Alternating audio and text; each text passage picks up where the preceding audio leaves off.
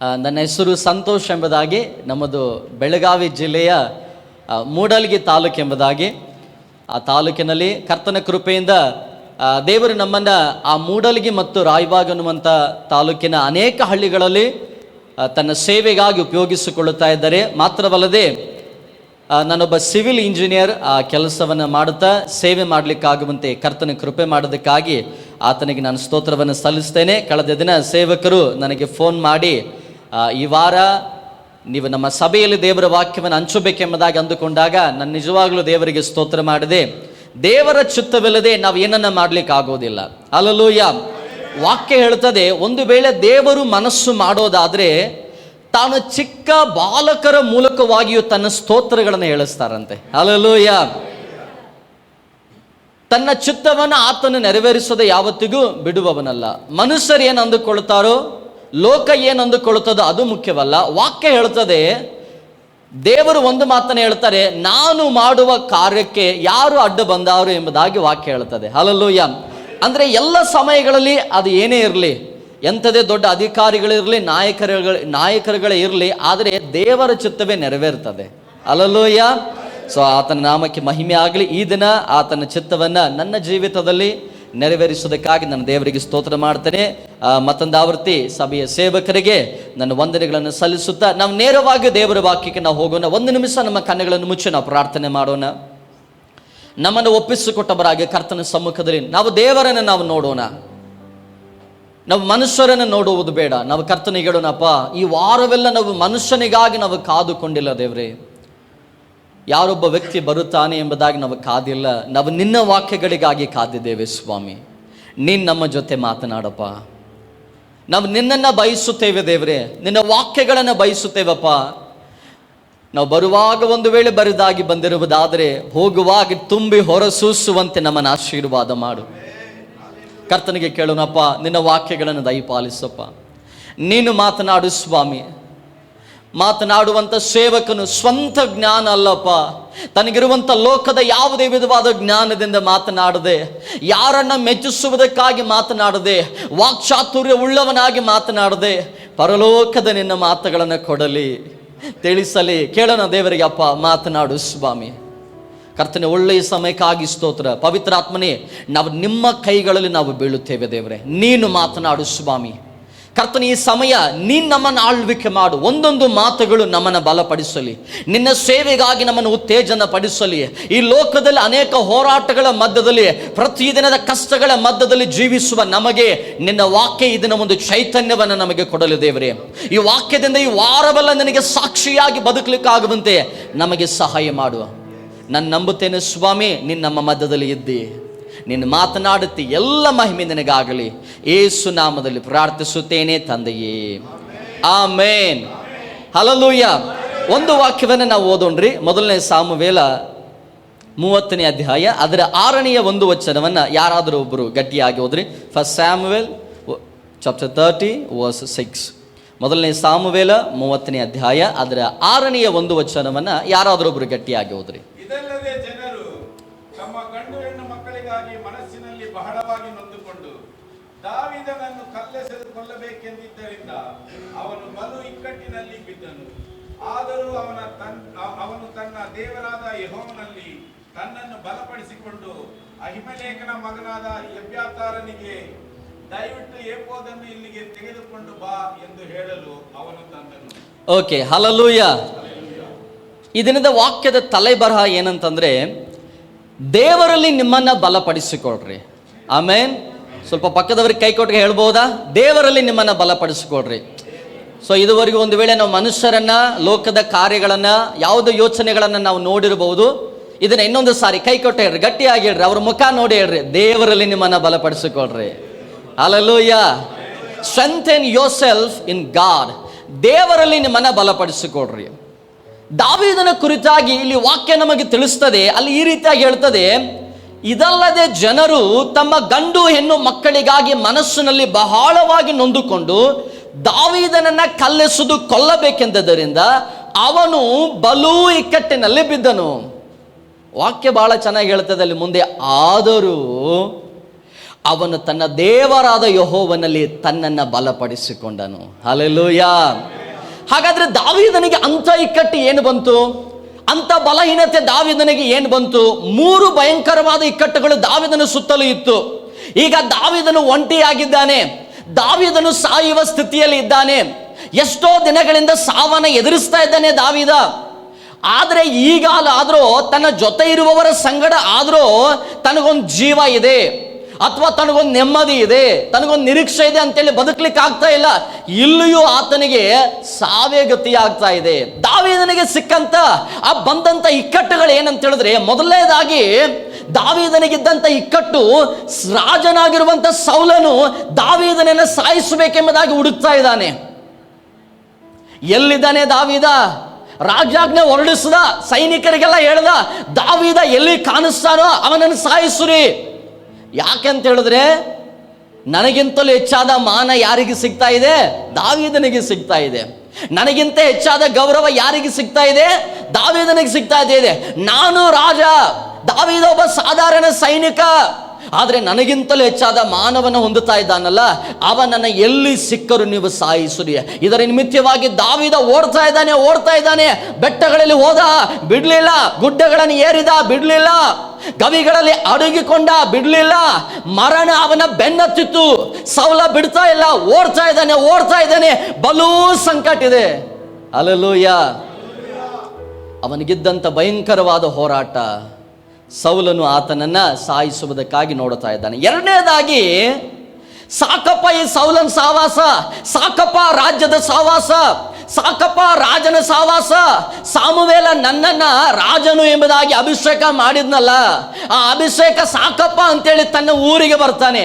ನೆಮ್ಮದಿಯಾಗಿ ಎಲ್ಲಾದ್ರೂ ಇರೋಣ, ಹೆಂಡತಿ ಮಕ್ಕಳನ್ನ ನೋಡೋಣ, ಇರುವ ಜನರೊಂದಿಗೆ ನೆಮ್ಮದಿಯಾಗಿರೋಣ ಅಂತೇಳಿ ಯೋಚನೆ ಮಾಡಿ ಈಗ ಚಿಕ್ಲಾಗ್ ಅನ್ನುವಂಥ ಊರಿಗೆ ಬಂದ.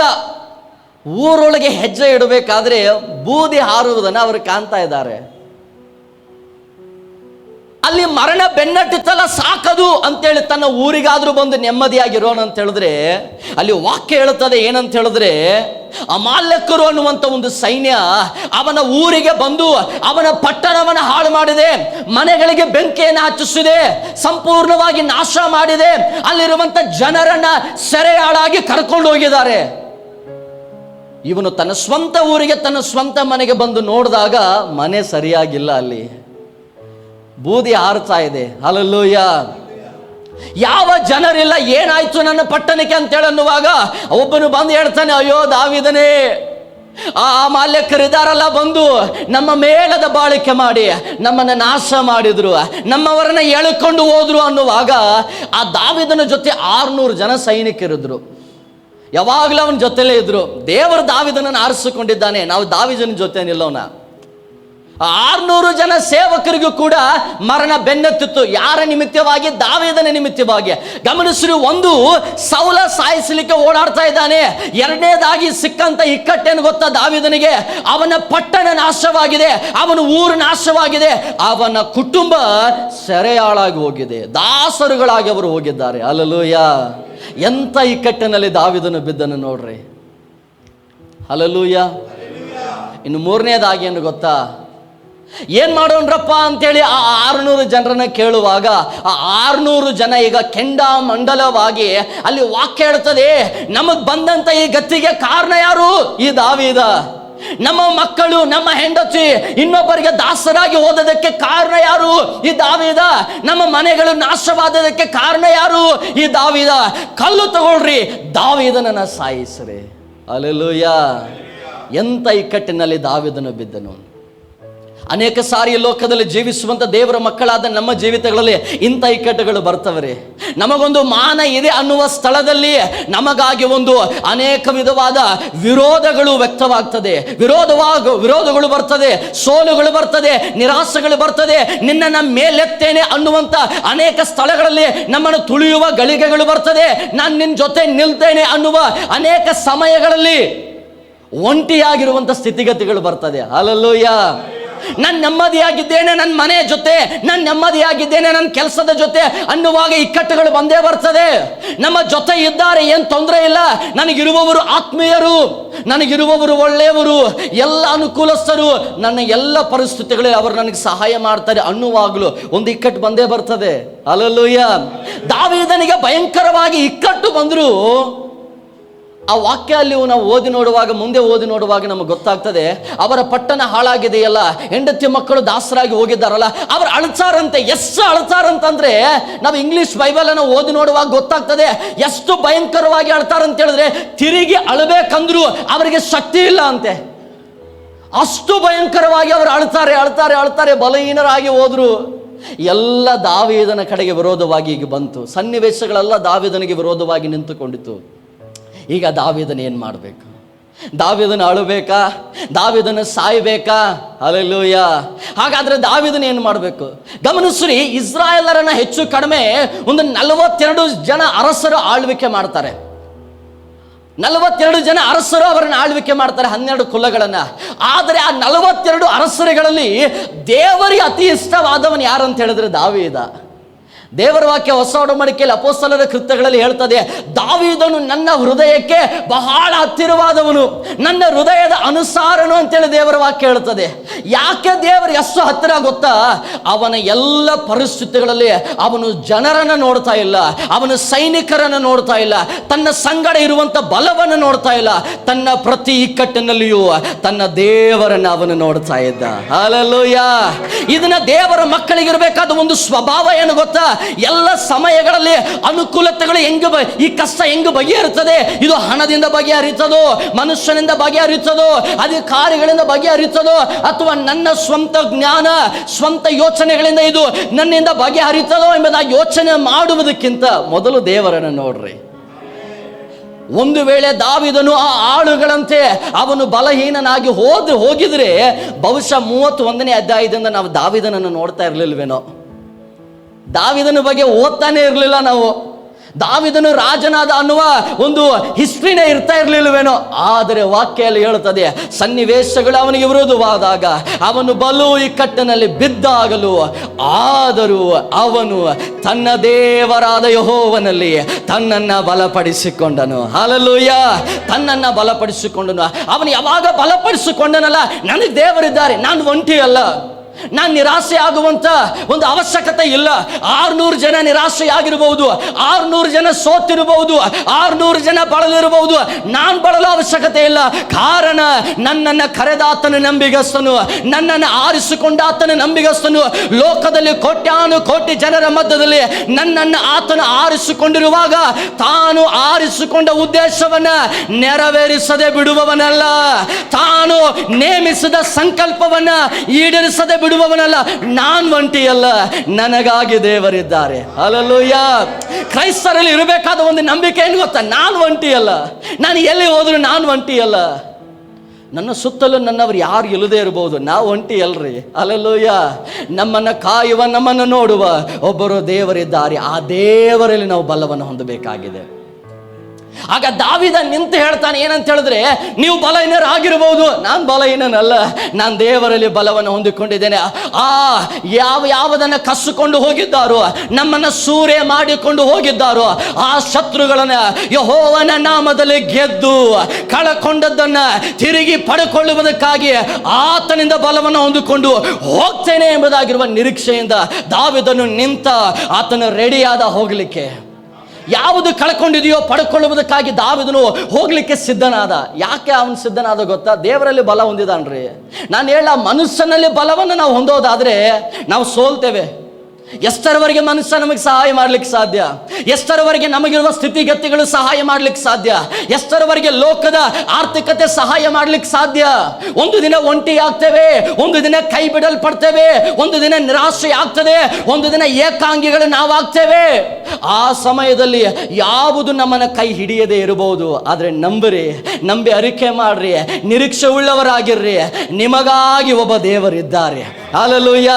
ಯಾರು ನಿಮ್ಮನ್ನ ಕೈ ಬಿಟ್ಟರು, ಕೈ ಬಿಡದೆ ನಿಮ್ಮನ್ನ ಮೇಲೆತ್ತುವ, ಕಳಕೊಂಡದ್ದನ್ನ ತಿರುಗಿ ಕೊಡುವ ಒಬ್ಬ ದೇವರು ನಮಗಾಗಿ ಇದ್ದಾರೆ. ಹಲ್ಲೆಲೂಯಾ. ಈ ನಿರೀಕ್ಷೆಯಿಂದ ದಾವೀದ ಹೋದ. ಆ ವಾಕ್ಯವನ್ನ ಮನೆಗೆ ಹೋಗಿ ನೀವು ಓದಿ ನೋಡ್ರಿ. ಅಲ್ಲಿ ವಾಕ್ಯ ಏನು ಹೇಳ್ತದೆ ಅಂತ ಹೇಳಿದ್ರೆ, ಒಂದು ಅವನಿಗೆ ಬಂದಂತ ಇಕ್ಕಟ್ಟೇನು, ಸೌಲ ಸಾಯಿಸ್ಲಿಕ್ಕೆ ಬಂದ. ಆದ್ರೆ ದಾವೀದನು ದೇವರಲ್ಲಿ ಬಲ ಹೊಂದಿದನಲ್ಲ. ಕೆಲವೇ ಗಂಟೆಗಳು, ಒಂದು ಪೇಜನ್ನ ನೀವು ತಿರುಗಿ ನೋಡ್ರಿ ಬೈಬಲಲ್ಲಿ. ಅವನಿಗೆ ಇಕ್ಕಟ್ಟು ಬಂತಲ್ಲ, ಒಂದೇ ಒಂದು ಪೇಜನ್ನ ನೀವು ತಿರುಗಿಸ್ರಿ, ದಾವೀದನು ರಾಜ ಆದ. ಹಲ್ಲೆಲೂಯಾ. ಮರಣಕ್ಕೆ ಪಾತ್ರನಾದ ಒಬ್ಬ ವ್ಯಕ್ತಿ ದೇವರನ್ನು ನೋಡಿದ ಕಾರಣಕ್ಕಾಗಿ ಆ ದೇಶದ ಅಧಿಪತಿಯಾದ, ಆ ದೇಶದ ರಾಜನಾದ. ಕರ್ತನಲ್ಲಿ ಬಲವನ್ನು ಹೊಂದುವವನು ಅವನು ಯಾವತ್ತಿಗೂ ಬೀಳೋದಿಲ್ಲ. ಅವನ ಮುಖ ಲಜ್ಜೆಯಿಂದ ಕೆಡುವುದಿಲ್ಲ. ಅವನು ನೂತನ ಬಲವನ್ನ, ನೂತನ ಆಶೀರ್ವಾದವನ್ನ ಹೊಂದಿಕೊಳ್ಳುತ್ತಾನೆ. ಹಲ್ಲೆಲೂಯಾ. ಸೌಲ ಸಾಯಿಸಲಿಕ್ಕಾಗಿ ಬಂದಿದ್ದ, ಆದರೆ ಅವನೇ ಸತ್ತು ಹೋದ. ಅವನ ಸ್ಥಾನವನ್ನ ದೇವರು ದಾವೀದನಿಗೆ ಕೊಟ್ಟ. ಎರಡನೇದಾಗಿ ಅವನಿಗೆ ಬಂದಂತ ಇಕ್ಕಟ್ಟು, ಅವನ ಮನೆ ಕಳ್ಕೊಂಡಿದ್ದ, ತನ್ನ ಎಲ್ಲ ಸಂತಾನವನ್ನ, ತನ್ನ ಹೆಂಡತಿಯನ್ನ ಆತನು ಕಳ್ಕೊಂಡಿದ್ದ. ಆ ಯುದ್ಧ ಮಾಡಿ ಗೆದ್ದು, ವಾಕ್ಯ ಹೇಳುತ್ತದೆ, ಅವರನ್ನೆಲ್ಲ ತಿರುಗಿ ಕರ್ಕೊಂಡು ಬಂದ, ತನ್ನ ಊರಿಗೆ ಅವರನ್ನು ಕರ್ಕೊಂಡು ಬಂದ. ಮೂರನೇದಾಗಿ ಬಳಲಿದಂತ, ಸೋತು ಹೋದಂತ ತನ್ನ ಸೈನಿಕರು, ತನ್ನ ಜೊತೆ ಸೇವಕರು, ತಾನು ಗೆದ್ದಂತ ಆ ಎಲ್ಲ ಪಾಲನ್ನು ಅವರಿಗೆ ಹಂಚಿಕೊಡ್ತಾ ಇದ್ದಾನೆ. ನೀವು ಬಲ ಹೊಂದ್ರಿ. ಹಲ್ಲೆಲೂಯಾ. ನೀವು ಬಲ ಹೊಂದ್ರಿ. ಇದನ್ನು ದೇವರ ಮಕ್ಕಳಾಗಿ ನಾವು ಇದ್ದೀವಲ್ರಿ. ಮನೆಗಳಲ್ಲಿ ಅನೇಕ ಸಾರಿ ಬಲಹೀನತೆಗಳು ಬರುವಾಗ ಎಲ್ಲರೂ ಬಲಹೀನವಾಗಿ ನಾವು ಹೋದ್ರೆ ನಾವು ಬಲಹೀನರಾಗಿಯೇ ನಾವು ಉಳಿತೇವೆ. ಆದರೆ ಅದರಲ್ಲಿರುವಂಥ ಒಬ್ಬರು, ಕುಟುಂಬದಲ್ಲಿರುವಂಥ ಒಬ್ಬ ತಂದೆಯೋ, ಒಬ್ಬ ತಾಯಿಯೋ, ಒಬ್ಬ ಅಣ್ಣನೋ, ಒಬ್ಬ ತಂಗಿಯೋ, ಒಬ್ಬ ಅಕ್ಕನೋ, ಒಬ್ಬ ತಮ್ಮನೋ, ಬಲವನ್ನು ಹೊಂದ್ರಿ ಕ್ರಿಸ್ತನಲ್ಲಿ. ನಿನ್ನ ಕುಟುಂಬಕ್ಕೆ ನೀನು ಆಶೀರ್ವಾದವಾಗ್ತೀಯ. ಬಲವನ್ನು ಹೊಂದುವುದನ್ನು ಕಲಿಯಿರಿ. ವಾಕ್ಯದ ಮೂಲಕವಾಗಿ ಕಲಿಯಿರಿ. ದೇವರನ್ನು ನೋಡುವುದನ್ನು ನೀವು ಕಲಿಯಿರಿ. ಹಲ್ಲೆಲೂಯಾ. ಅವನ ಎಲ್ಲ ಪರಿಸ್ಥಿತಿಗಳಲ್ಲಿ ಅವನು ದೇವರನ್ನು ನೋಡಿದ ಕಾರಣಕ್ಕಾಗಿ ತನಗೆ ಬಂದಂಥ ಎಲ್ಲ ಇಕ್ಕಟ್ಟನ್ನು ಅವನು ದಾಟಿ ಸಮೃದ್ಧಿಯ ಕಡೆಗೆ ದಾವೀದನ ಹೆಜ್ಜೆ ಇಟ್ಟ. ಹಲ್ಲೆಲೂಯಾ. ಯೆಶಾಯನ ಗ್ರಂಥ ಈ ರೀತಿಯಾಗಿ ಹೇಳ್ತದೆ. ಯೆಶಾಯನ ಗ್ರಂಥ 40ನೇ ಅಧ್ಯಾಯ 29ನೇ ವಚನ ಹೀಗೆ ಹೇಳ್ತದೆ, ಸೋತವನಿಗೆ ತ್ರಾಣವನ್ನು ಅನುಗ್ರಹಿಸಿ ನಿರ್ಬಲನಿಗೆ ಬಹುಬಲವನ್ನು ದಯಪಾಲಿಸುವೆನು. ಈ ಲೋಕದ ಯುವಕರು ದಣಿದು ಬಳಲುವರು, ತರುಣರು ಸೊರಗಿ ಮುಗ್ಗರಿಸುವವರು, ಆದರೆ ಯೆಹೋವನನ್ನು ನಿರೀಕ್ಷಿಸುವವರು ಹೊಸ ಬಲವನ್ನು ಹೊಂದುವರು. ಹಲ್ಲೆಲೂಯಾ. ದೇವರನ್ನು ಯಾರು ನೋಡ್ತಾರೋ, ದೇವರನ್ನು ಯಾರು ಕರೆಯುತ್ತಾರೋ, ದೇವರ ಬಳಿಗೆ ಯಾರು ಬರುತ್ತಾರೋ, ತಮ್ಮ ಎಲ್ಲ ಇಕ್ಕಟ್ಟಿನಲ್ಲಿ ದೇವರನ್ನು ಯಾರು ಹುಡುಕುತ್ತಾರೋ, ವಾಕ್ಯ ಹೇಳುತ್ತದೆ, ಹೊಸ ಬಲವನ್ನು ಅವರು ಹೊಂದುತ್ತಾರೆ. ಅವರು ಹದ್ದುಗಳಂತೆ ರೆಕ್ಕೆಗಳನ್ನು ಚಾಚಿಕೊಂಡು ಏರುವರು ಎಂಬುದಾಗಿ ವಾಕ್ಯ ಹೇಳುತ್ತದೆ. ದಾವೀದನಿಗೆ ಏನು ಸಂಕಟಗಳು ಇರುತ್ತಲ್ಲ, ಅದು ಒಂದು ಪಾರ್ಟ್ ಆದರೆ, ಅದು ಒಂದು ಭಾಗ ಆದರೆ, ಆ ಸಂಕಟಗಳನ್ನು ದಾಟಿದ ನಂತರ ಇನ್ನೊಂದು ಭಾಗ ಆಯಿತು. ಅವನು ಇದುವರೆಗೂ ಕುರಿ ಕಾಯುವವನಾಗಿದ್ದ, ಅವನು ಇದುವರೆಗೂ ಕೇವಲ ಸಾಧಾರಣ ಸೈನಿಕನಾಗಿದ್ದ, ಅವನು ಇದುವರೆಗೂ ಆಳಾಗಿದ್ದ. ಆದರೆ ಇಕ್ಕಟ್ಟುಗಳನ್ನು ದಾಟಿದನಲ್ಲ, ದೇವರನ್ನು ನೋಡಿದನಲ್ಲ, ದೇವರಿಂದ ಬಲವನ್ನು ಹೊಂದಿದನಲ್ಲ, ವಾಕ್ಯ ಹೇಳುತ್ತದೆ, ಅವನ ಆಳಾಗಲಿಲ್ಲ, ಅವನ ಅರಸನಾದ. ಹಲ್ಲೆಲೂಯಾ. ಅವನು ಕುರಿ ಕಾಯಲಿಲ್ಲ, ಅವನು ಜನರನ್ನು ಕಾಯುವ ಒಬ್ಬ ನಾಯಕನಾದ. ಹಲ್ಲೆಲೂಯಾ. ಅದಕ್ಕಾಗಿ ವಾಕ್ಯ ಹೇಳ್ತದೆ, ನಾವು ದೇವರನ್ನು ನಿರೀಕ್ಷಿಸುವುದಾದರೆ ಒಂದು ಹೊಸ ಬಲವನ್ನು ನಾವು ಹೊಂದುತ್ತೇವೆ. ಬಹಳಷ್ಟು ಜನ ನಾವು ಬಳಲಿ ಹೋಗ್ತೇವೆ, ನಾವು ಸೋತು ಹೋಗ್ತೇವೆ, ನಾವು ನಿರಾಶೆ ಉಳ್ಳವರಾಗಿ ನಾವು ಇರ್ತೇವೆ. ಸಾಲ ಬಾಧೆಯೋ, ರೋಗ ಬಾಧೆಯೋ, ಬಿಡುಗಡೆ ಆಗ್ತಾ ಇಲ್ಲಪ್ಪ. ಇದು ಎಷ್ಟು ಪ್ರಾರ್ಥನೆ, ಎಷ್ಟು ಉಪವಾಸ, ಎಷ್ಟು ಸೇವಕರ ಕೈಗಳು ನಮ್ಮನ್ನು ಮುಟ್ಟಿದೆ, ಆಗ್ತಾ ಇಲ್ವಲ್ಲ ಪರಿಸ್ಥಿತಿ. ಎಷ್ಟೋ ಸಾರಿ ನಾವು ಬಲಹೀನವಾಗ್ತೇವೆ. ಜ್ಞಾನೋಕ್ತಿಗಳ ಪುಸ್ತಕ 24ನೇ ಅಧ್ಯಾಯ ಅದರ 10ನೇ ವಚನ ಹೀಗೆ ಹೇಳ್ತದೆ, ಇಕ್ಕಟ್ಟಿನ ದಿನದಲ್ಲಿ ನೀನು ಬಳಲಿ ಹೋದರೆ ನಿನ್ನ ಬಲ ಇಕ್ಕಟ್ಟೆ. ಹಲ್ಲೆಲೂಯಾ. ಅರ್ಥ ಆಗ್ತಾ ಇದ್ರಿ ವಾಕ್ಯ? ಇಕ್ಕಟ್ಟಿನ ಒಂದು ದಿನ ನಮ್ಮೆಲ್ಲರ ಜೀವಿತದಲ್ಲಿ ಇದೆ. ನಿರಾಶೆಯ ದಿನ ಒಂದು ನಮ್ಮ ಜೀವಿತದಲ್ಲಿ ಇದೆ. ಆ ದಿನದಲ್ಲಿ ನಾವು ಬಳಲಿ ಹೋದರೆ, ನಾವು ಸೋತು ಹೋದರೆ, ನಂಬಿಕೆ ಇಲ್ಲದವರ ಹಾಗೆ, ಕ್ರಿಸ್ತನಿಗೆ ನಿರಾಶೆ ಇಲ್ಲದವರ ಹಾಗೆ ನಾವು ಒಂದು ವೇಳೆ ಇದ್ರೆ, ವಾಕ್ಯ ಹೇಳ್ತದೆ, ನಮಗಿರುವ ಕೊಂಚ ಬಲ ಇದೆಯಲ್ಲ, ಅದು ಕೂಡ ಇಕ್ಕಟ್ಟೆ ನಮಗಾಗ್ತದೆ, ಅದು ಕೂಡ ನಮಗೆ ಸೋಲೆ ಆಗ್ತದೆ. ಒಂದು ಕೊಂಚವಾದ ಏನು ನಿರೀಕ್ಷೆ ಇದೆಯಲ್ಲ, ಅದು ಕೂಡ ನಮಗೆ ಸೋಲೆ ಆಗ್ತದೆ. ಹಾಗಾದರೆ ನಾವೇನು ಮಾಡಬೇಕು? ದೇವರನ್ನು ನೋಡಬೇಕು. ದೇವರನ್ನು ನಾವು ನಿರೀಕ್ಷಿಸುವುದಾದರೆ ಹೊಸ ಬಲವನ್ನು ನಾವು ಹೊಂದಿಕೊಳ್ಳುತ್ತೇವೆ, ಹೊಸ ಆಶೀರ್ವಾದಗಳನ್ನು ನಾವು ಕಾಣುವವರಾಗ್ತೇವೆ. ಒಂದು ವೇಳೆ ದಾವೀದನು ಆ ಸಮಯದಲ್ಲಿ ತನ್ನ ಸೇವಕರನ್ನು ನೋಡಿ 600 ಜನರನ್ನು ನೋಡಿ ಅವನು ಸೋತು ಹೋಗಿದ್ರೆ ಆ ಜಯ ಅವನಿಗೆ ಸಿಗ್ತಾ ಇರಲಿಲ್ಲ, ಆ ಆಶೀರ್ವಾದ ಅವನಿಗೆ ಸಿಗ್ತಾ ಇರಲಿಲ್ಲ, ಆ ಸಿಂಹಾಸನ ಅವನಿಗೆ ಸಿಗ್ತಾ ಇರಲಿಲ್ಲ. ನಾನೊಂದು ಆನ್ಲೈನಲ್ಲಿ ಒಂದು ಕೊಟೇಶನ್ ನಾನು ಓದಿದೆ. ಒಬ್ಬ ವ್ಯಕ್ತಿ ಹೇಳಿದಂಥ ಒಂದು ಕೊಟೇಶನ್ ಏನಂತ ಹೇಳಿದ್ರೆ, ನೀವೆಲ್ಲ ಕೇಳಿರ್ಬೋದು ಅದನ್ನು ಸಾಧಾರಣವಾಗಿ. ಏನಂತ ಹೇಳಿದ್ರೆ, today is difficult, tomorrow is much more difficult, but day after tomorrow is beautiful, but most of the people will die today evening ಅಂತ ಹೇಳ್ತಾರೆ. ಅಲ್ಲಲ್ಲೂಯ್ಯ. ಅದರ ಅರ್ಥ, ಇವತ್ತೊಂದು ಕಷ್ಟ ಇದೆ, ನಾಳೆ ಇನ್ನೊಂದು ಕಷ್ಟ ಇದೆ, ಆದರೆ ನಾಡಿದ್ದು ಒಂದು ಆಶೀರ್ವಾದ ಇದೆ. ಆದರೆ ಬಹಳಷ್ಟು ಜನ ಏನು ಮಾಡ್ತಾರೆ ಗೊತ್ತಾ, ನಾಳಿನ ದಿನ ಸಾಯಂಕಾಲನೇ ಸಾಯ್ತಾರಂತೆ. ಅದರ ಅರ್ಥ, ನಾವು ಎಷ್ಟೋ ಒಂದು ಆಶೀರ್ವಾದ ದಿನ ನಮಗಿದೆ, ಅದನ್ನು ಇನ್ನೇನು ಹಿಡಿಬೇಕು ಅನ್ನೋ ಅಷ್ಟರಲ್ಲಿ ನಾವು ಬಲಹೀನರಾಗ್ತಾ ಇದ್ದೇವೆ, ನಾವು ಸೋತು ಹೋಗ್ತಾ ಇದ್ದೇವೆ. ನಮ್ಮ ನಿರಾಶೆಯುಳ್ಳವರಾಗಿ ದೇವರ ಮೇಲಿನ ನಂಬಿಕೆ ಕಳ್ಕೊಂಡು ದೇವರ ಇಲ್ಲ ಅನ್ನುವ ಮಸ್ತಿಗೆ ನಾವು ಯೋಚನೆಗಳನ್ನು ಮಾಡ್ತಾ ಇದ್ದೇವೆ. ನಾಸ್ತಿಕರ ಹಾಗೆ ನಮ್ಮ ವಿಚಾರಗಳನ್ನು ನಾವು ಬದಲಾಯಿಸಿಕೊಳ್ತಾ ಇದ್ದೇವೆ. ಆದರೆ ನಾವು ಹಾಗೆ ಹೋಗೋದು ಬೇಡ. ವಾಕ್ಯ ಹೇಳುತ್ತದೆ, ನಮಗೊಂದು ಆಶೀರ್ವಾದ ಇದೆ. ಹಲ್ಲೆಲೂಯಾ. ನಮಗೊಂದು ಬಲ ಇದೆ, ಅದು ನೂತನವಾದ ಬಲ, ಲೋಕ ಕಸಿದುಕೊಳ್ಳುವಂಥ ಬಲ ಅಲ್ಲ, ಕುಂದಿ ಹೋಗುವ ಬಲ ಅಲ್ಲ, ಅಥವಾ ಸೊರಗಿ ಹೋಗುವ ಬಲ ಅಲ್ಲ, ಅಥವಾ ಇವತ್ತು ನಾಳೆ ಇದ್ದು ಮುಗಿದು ಹೋಗುವ ಬಲ ಅದಲ್ಲ, ಅದು ಸ್ಥಿರವಾಗಿ ಇರುವಂಥ ಬಲ. ಹಲ್ಲೆಲೂಯಾ. ಆ ಬಲದಲ್ಲಿ ನಾವಿರೋಣ. ಅದಕ್ಕಾಗಿ ದಾವೀದನು ಯಾವಾಗಲೂ ನಮಗೆಲ್ಲರಿಗೂ ಗೊತ್ತಿರುವಂಥ ಒಂದು ಕೀರ್ತನೆ 121ನೇ ಅಧ್ಯಾಯ 1ನೇ ವಚನದಲ್ಲಿ ದಾವೀದನು ಬಹಳ ಚೆನ್ನಾಗಿ ಹೇಳ್ತಾನೆ, ನಾನು ಕಣ್ಣೆತ್ತಿ ಪರ್ವತಗಳ ಕಡೆಗೆ ನೋಡ್ತೇನೆ, ನನ್ನ ಸಹಾಯ ಎಲ್ಲಿಂದ ಬರುವುದು? ಭೂಮಿ ಆಕಾಶಗಳನ್ನು ಉಂಟು ಮಾಡಿದ ಯೆಹೋವನಿಂದಲೇ. ಹಲ್ಲೆಲೂಯಾ. ಪಕ್ಕದ ರಾಜರನ್ನ ನಾನು ನೋಡ್ತೇನೆ, ನನಗೆ ಬಲ ಬರ್ತದೆ ಅಲ್ಲ. ಲೋಕದಲ್ಲಿರುವಂಥ ಅಜ್ಞಾನಿಯಾದ ಮಂತ್ರಿಗಳು, ನನ್ನ ಸಿಂಹಾಸನದ ಮುಂದೆ ಕೂತ ಮಂತ್ರಿಗಳನ್ನು ನೋಡ್ತೇನೆ, ನನ್ನ ಬಲ ಅಲ್ಲ. ಅವನು ಹೇಳುವಂಥದ್ದು ಒಂದೇ, ನನ್ನ ಎಲ್ಲ ಸಂಕಟದ ಸನ್ನಿವೇಶಗಳಲ್ಲಿ ನಾನು ದೇವರನ್ನು ನೋಡ್ತೇನೆ, ನನ್ನ ಸಹಾಯ ಬರುವುದು ಅಲ್ಲಿಂದಲೇ. ಹಲ್ಲೆಲೂಯಾ. ಅದಕ್ಕಾಗಿ ದೇವರು ದಾವೀದನಿಗೆ ಎಂತೆಂಥ ವಾಗ್ದಾನಗಳನ್ನು ಕೊಟ್ಟ ಗೊತ್ತಾ? ಬಹಳ ವಾಗ್ದಾನಗಳನ್ನು ಕೊಟ್ಟರು ದೇವರು. ಆ ದಾವೀದನಿಗೆ ಕೊಟ್ಟಂಥ ವಾಗ್ದಾನಗಳ ಆಶೀರ್ವಾದ ಖಂಡಿತವಾಗಿ ನಮಗೂ ಇದೆ. ಅಂದು ದಾವೀದನನ್ನು ಬಲಪಡಿಸುವ ದೇವರು ನಮ್ಮನ್ನು ಬಲಪಡಿಸಲಿಕ್ಕೆ ಅದನ್ನು ಶಕ್ತನಾಗಿದ್ದಾನೆ. ಆದರೆ ನಾವು ದಾವೀದನ ಹಾಗೆ ಬಲವನ್ನು ಹೊಂದಿಕೊಳ್ಳುವುದನ್ನು ನಾವು ಕಲಿಯಬೇಕು. ಎಷ್ಟೋ ಕೆಲವು ಗಳಿಗೆಗಳಲ್ಲಿ ಆತ್ಮೀಯರು ನಮ್ಮನ್ನು ಬಲಪಡಿಸುವಾಗ ನಮ್ಮ ಮನಸ್ಸುಗಳನ್ನು ನಾವು ಮೊಂಡು ಮಾಡಿಕೊಳ್ತೇವೆ, ವಾಗ್ದಾನಗಳಿಗೆ ವಿರೋಧವಾಗಿ ನಾವು ನಿಲ್ತೇವೆ, ದೇವರ ವಾಕ್ಯಗಳಿಗೆ ನಾವು ವಿರೋಧವಾಗಿ ನಿಲ್ತೇವೆ. ಎಲ್ಲಿದ್ದಾರೆ ದೇವರು? ಏನು ಆಶೀರ್ವಾದ ಮಾಡಿದ್ದಾರೆ? ನನಗೀಗಲೂ ನೆನಪಿದೆ, ಒಂದು ಸಾರಿ ಒಂದು ಮನೆಯಲ್ಲಿ ಒಂದು ಕೃತಜ್ಞತಾ ಪ್ರಾರ್ಥನೆಯನ್ನು ಇಟ್ಟಾಗ ನಮ್ಮನ್ನು ಕರೆದ್ರು. ನಾಳೆ ನಾವು ಈವ್ನಿಂಗ್ ಒಂದು ಕೃತಜ್ಞತಾ ಪ್ರಾರ್ಥನೆಯನ್ನು ಮಾಡಲಿಕ್ಕಿದ್ದೇವೆ, ಸೊ ಅಲ್ಲಿ ನೀವೇ ಎಲ್ಲವನ್ನು ನಡೆಸಬೇಕು, ಯಾವ ರೀತಿಯಾಗಿರಬೇಕು ನೀವೇ ನೋಡ್ರಿ, ನಮಗೆ ಗೊತ್ತಿಲ್ಲ ಅಂತ ಹೇಳಿದರು. ಆಯಿತು ಸರಿ ಅಂತೇಳಿ ನಾವು ಅವ್ರಿಗೆ ಹೇಳಿದ್ವಿ, ನೋಡಿ ಈ ರೀತಿಯಾಗಿ ಆರಾಧನೆ ಕ್ರಮ ಇರ್ತದೆ, ಈ ರೀತಿಯಾಗಿ ನಾವು ಮಾಡೋಣ, ಆರಾಧನೆಗಳನ್ನು ಮಾಡೋಣ, ಸೇವಕರು ವಾಕ್ಯವನ್ನು ಹೇಳ್ತಾರೆ ಅಂತ ಅವರಿಗೆಲ್ಲ ಹೇಳಿದ್ವಿ. ಆಮೇಲೆ ನಾವು ಅವ್ರಿಗೆ ಹೇಳಿದ್ವಿ, ಇದು ಕೃತಜ್ಞತಾ ಪ್ರಾರ್ಥನೆ ಅಲ್ಲ, ಸೊ ಹಾಗಾಗಿ ನೀವೊಂದು ಸಾಕ್ಷಿಯನ್ನು ಹೇಳ್ರಿ ಅಂತ ನಾವು ಅವ್ರಿಗೆ ಹೇಳಿದ್ವಿ. ಆಗ ಮನೆಯಲ್ಲಿರುವಂಥ ಒಬ್ಬ ಸಹೋದರ ಹೇಳ್ದ, ಇಲ್ಲಿ ಬಿಡ್ರಿ, ಸಾಕ್ಷಿ ಹೇಳೋ ಥರ ದೇವ್ರೇನು ಅದ್ಭುತ ನಮಗೆ ಮಾಡಿಲ್ಲ. ಹಲ್ಲೆಲೂಯಾ. ಸಾಕ್ಷಿ ಹೇಳೋ ಥರ ದೇವರು ನಮಗೇನು ಅದ್ಭುತ ಮಾಡಿಲ್ಲ. ಹಾಗೆ ನಾವು ಮನಸ್ಸಲ್ಲಿ ಅಂದ್ವಿ, ಅಪ್ಪ ನೀನು ಉಳಿದಿರೋದೇ ದೇವರ ಕೃಪೆ. ಹಲ್ಲೆಲೂಯಾ. ಇವತ್ತು ನೀನು ಉಸಿರಾಡೋದು ದೇವರ ಕೃಪೆ, ಅದಕ್ಕಿಂತ ದೊಡ್ಡ ಸಾಕ್ಷಿ ಬೇಕಾ? ರಾತ್ರಿ ವೇಳೆಯಲ್ಲಿ ಮಲಗಿದವರು ಮುಂಜಾನೆ ಇಲ್ಲ, ಈ ಹೊತ್ತಿದ್ದವರು ಮನೆಗೆ ಹೋಗೋ ಅಷ್ಟರಲ್ಲಿ ಇಲ್ಲ, ಆದರೆ ನೀನು ಬದುಕಿದ್ದೀಯಲ್ಲ ಅದೇ ದೊಡ್ಡ ಉಪಕಾರ. ಅನೇಕರು ವ್ಯತಿರಿಕ್ತವಾಗಿ ಮಾತಾಡ್ತಾರೆ, ದೇವರ ವಾಗ್ದಾನಗಳಿಗೆ ದೇವರ ಕೃಪೆಗೆ ವಿರುದ್ಧವಾಗಿ ಮಾತಾಡ್ತಾರೆ. ಆದರೆ ವಾಕ್ಯ ಹೇಳ್ತದೆ, ಆ ರೀತಿಯಾಗಿ ಮಾತಾಡುವುದರಿಂದ ದೇವರ ಬಲ ನಮಗೆ ದೊರಕೋದಿಲ್ಲ.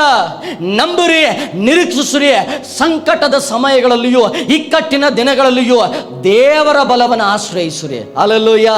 ಆ ಬಲವನ್ನು ಆಶ್ರಯಿಸುವುದಾದರೆ ನಾವು ನಿಜವಾಗಲೂ ಇರುವಂಥ ಎಲ್ಲ ಪರಿಸ್ಥಿತಿಗಳಿಂದ ಹೊರಬಂದು ಒಂದು ನೂತನವಾದ ಗಳಿಗೆಯನ್ನು, ನೂತನವಾದ ಸಮಾಧಾನವನ್ನು, ನೂತನವಾದ ಬಿಡುಗಡೆಗಳನ್ನು, ಕಾಣದೇ ಇರುವ ಆಶೀರ್ವಾದಗಳನ್ನು ನಾವು ಕಾಣುವವರಾಗ್ತೇವೆ. ಹಲ್ಲೆಲೂಯಾ. ಯೆಹೋಷಾಫಾಟನ ಕುರಿತಾಗಿ ನಮ್ಮೆಲ್ಲರಿಗೂ ಗೊತ್ತು.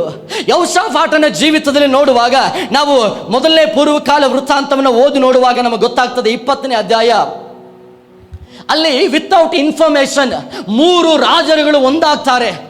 ಈ ಇಸ್ರಾಯೇಲರು ಸೋಲ್ತಾ ಇಲ್ವಲ್ಲ, ಇಸ್ರಾಯೇಲರ ಜೊತೆ ಇರುವಂಥ ದೇವರು ಬಹುದೊಡ್ಡ ದೇವರು. ನಾವು ಲಕ್ಷಾನುಲಕ್ಷ ಜನ ಆಗಿ ಹೋದ್ರು ಅವರು 1000 ಜನ ಇದ್ರು ಗೆಲ್ತಾ ಇದ್ದಾರಲ್ಲಪ್ಪ. ನಾವೇನು ಮಾಡೋಣ? ನಾವೆಲ್ಲ ಒಂದಾಗೋಣ.